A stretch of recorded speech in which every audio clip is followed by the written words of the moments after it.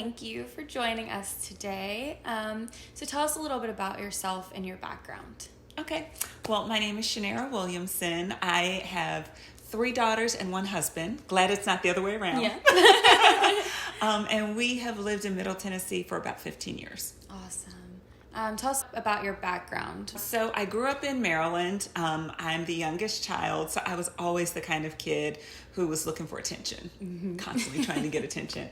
I found out early on that because my parents watched the evening news every night, that if I were Walter Cronkite, they would actually listen to me. So I think that's why I decided to major in broadcast journalism. I went to Howard University, studied broadcast journalism, and then worked in radio for a little bit after that. You've had various jobs in your lifetime. How have you had challenges in those jobs because you're a Black female? Well, it's so hard to know, really, if you're having a challenge because, like, in my first couple of jobs, I felt like I was pinching myself, like, I can't believe I'm here. I got to work for National Public Radio, and Morning Edition was something we studied in my radio production class in college. And so when I got there, I remember just like, pinch me, somebody, I can't believe I get to work here. Yeah. But I was also the youngest person. So I couldn't tell if, like, people were treating me rude because I was the youngest one on this. I pretty much think that's what it is. Yeah. However, one of my producers that I just adored, because she was brilliant, she's also Jamaican, and it was like the first time walking into this space and seeing another brown woman, and I just thought like we were going to be instant best friends or something. I don't know. She decided to, in front of all of our white colleagues, tell me that she thought Black Americans were lazy. Oh, wow. And I remember being like, oh. So I think that was one of my first experiences of being in the workplace and being sure that we're talking about race. Yeah. Because you just told me. Yeah. I think I went to the bathroom and cried because I just didn't know how to handle it.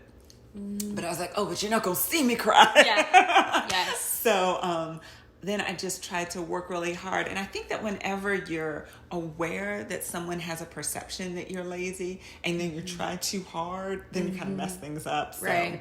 I worked in production, and I just remember times when I was like, oh, I messed that up again, but it was because I was trying so hard. The times when I just relaxed and did my job, I was fine. Yeah. And I was defeating the stereotype. But that was my first experience with it. Wow. It was not my last. Oh, I'm sure. The most recent one that I had was about 5 years ago. So my husband and I were interested in purchasing a franchise of a company that's local. And so the person who owned the company was kind of letting me apprentice under him. And one of the things that I just wanted to do was jump head in. Like, okay, I'm going to learn everything I can learn and see if this is what we want to do. So I'm working as an outside sales rep. And I just said on my first day, I did all of this prep work going in. And on my first day, I just sat down with the man who owned the company and I said, hey, what is the most difficult thing about this industry? And let's just keep it broad, just about this industry. Right. And so he thought for a minute and he went, hiring Black women. Oh, wow. And so that's again where it's like, bam, in your face. And I went, and so at first I thought, like, I'm being punked. I was about to jump out. And then I realized he was serious. And then I realized he wasn't joking. Like, it wasn't a bad joke either. Because he went on to go, well, they have baby daddy drama. They're loud. And all of these things. I'm like, and I'm going like, do you realize I am they? As if you are not a Black female. Yeah. Okay. But this was a man who was putting me in one category and other Black women that he was stereotyping in another category, which is its own form of crazy. But right. As he was separating those two and then trying to put me on a pedestal and say, you are better than they are, he didn't realize how ignorant he sounded and how I was not going along with it. Right. So I just got stone-faced And from that moment on, knew, like, oh, this is what I'm dealing with. Okay. Yeah. Thank you for telling me who you are. I'll believe you. So you went to an HBCU, which Yes. is a historically Black college. Yes. And what were your experiences there? Did they help you or shelter you or both for facing life outside of those walls, per se? So I grew up in a small town north of Baltimore called Joppatown, Maryland. My parents moved us there for the schools. And so we were chasing after a good school district. Often that means you're going to be a minority if you're Black. Right. So that's what happened. I grew up with very few Black kids in my school. And the first time that I was called the N-word was in first grade. Oh my goodness. And then I remember saying to somebody that, like, I heard it so often my first grade year that, you could have thought that was my name because that's how often I was called. Wow. So for me, there was some scars that happened that allowed me to think that my Blackness was the reason people were mean to me. Because if people are calling you the N-word and they're being mean, then you just equate that, especially as a child. Of course. So I just folded that into some of my self-image. So Howard, for me, was a time of dismantling all of that. In addition, Howard makes sure that in order to get a degree from there, that you have a certain amount of history that just arms you to get ready for whatever you're going to face. That's incredible. History that's not taught often. Right. Right. But it's required. That's so you amazing. have to take African American studies or Black diaspora, which talks about the disbursement of Africans all over the world. So you have to have that in order to have a degree from Howard. But for me, I think what happened is outside of the classroom too. So I realized that Black people are not part of a monolithic group. But you see that when you're at Howard, because Howard has a national draw. So there's people from all over, not just the country, but the world, because there's a huge Caribbean population. So you just have people from all over the world who come to Howard. And you get to see that Black folk are not the same. Amen. And so just to be around that on the regular was a good feeling, because it showed me how I could just be my own individual self. And race got neutralized. It's an amazing thing that most Black people don't get to experience in America. But when race gets neutralized and you're not thinking about it and you're not consumed with it and you're not, oh, somebody's about to call me the N-word, or, right. Then you just focus on your work. You just focus on your craft.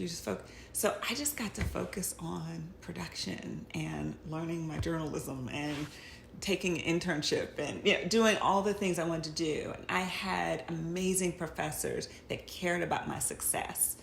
And so I was just doing my thing. In today's society, we're talking a lot about listening more, having more empathy, and reacting better to certain situations.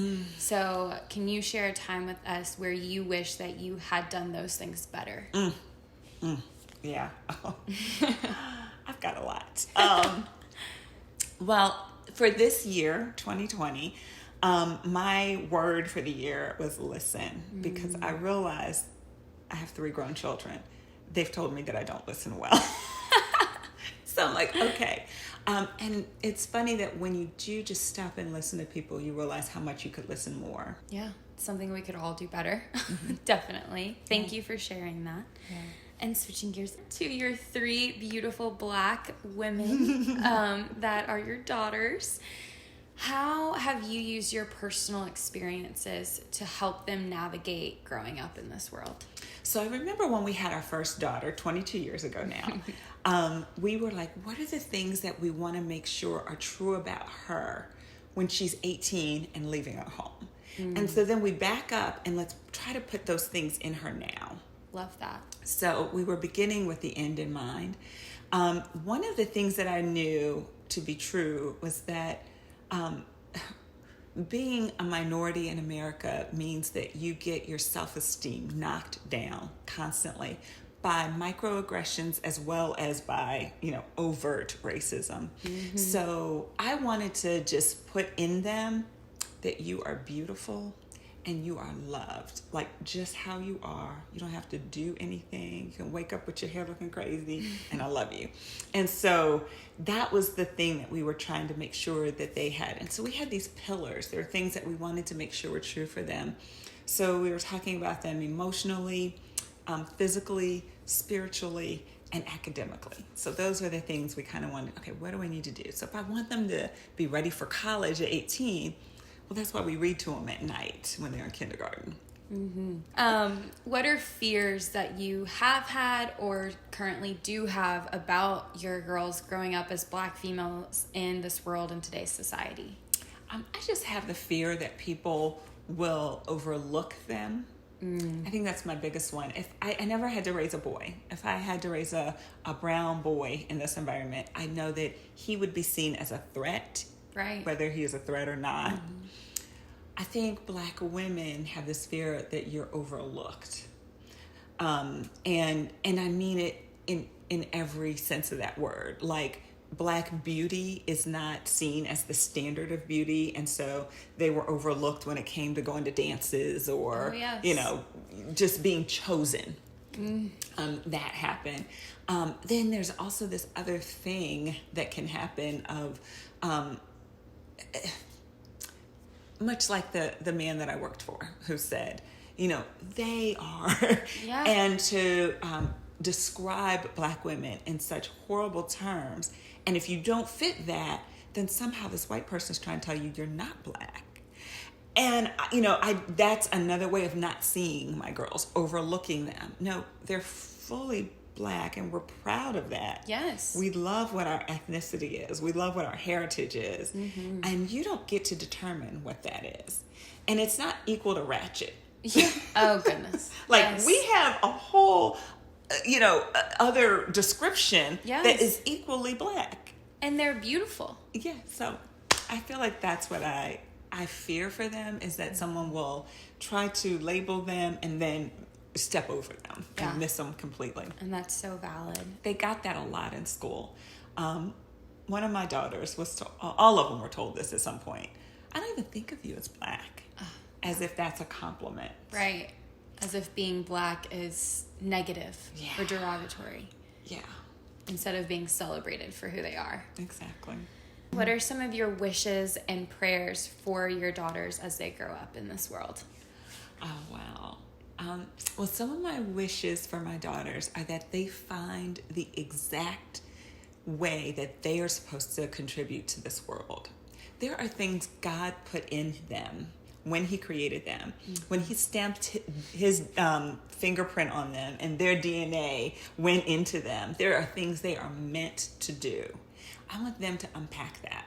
It's as if God gave them a gift of who they are. I want them to unpack it and to enjoy the gift of who they are. I love that. Then I want them to share that gift with the world. I'm getting glimpses of each of them, of who they are and what their specific gift is to the world. But I don't want to sometimes smother them with it and go, you are blah. I really want them to find it and then for them to tell me what it is. Right. And I can just be the cheerleader.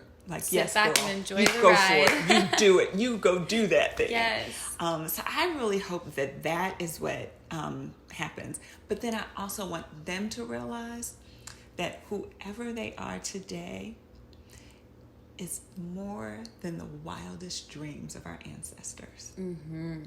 We are deeply connected to a people who is very strong and resilient.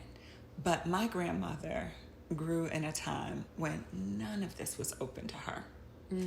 She had none of the opportunities that my children have.